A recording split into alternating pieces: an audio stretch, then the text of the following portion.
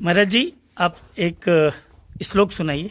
नहीं नहीं, आप सुनाइए ना, कोई श्लोक सुनाइए, रामायण से कोई चौपाई सुनाइए। डिस्टर्ब करेंगे आप डिस्टर्ब नहीं, आपको चौपाई आ रही है कि नहीं आ रही, आप ये बताएं। चौपाई नहीं आ रही तो आप इतना आशीर्वाद क्यों बांट रहे हैं फिर? हमारे भगवान का, हमारे ग्रंथ का नाम बताइए। भैया, अगर आप हमको कुछ दे रहे हैं नहीं नहीं नहीं नहीं, गलत तरीके से लेना। वो आप कहीं बैठ के पूजा पाठ कर लेते। आप किस पंथ से हैं? किस पंथ से बताइए। हनुमान चालीसा आता है महाराज जी?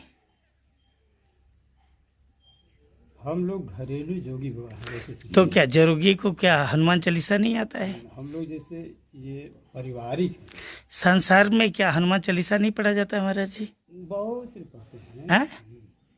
हम लोग बाल बच्चेदार हैं भैया। हम ये कह रहे हैं कि खाने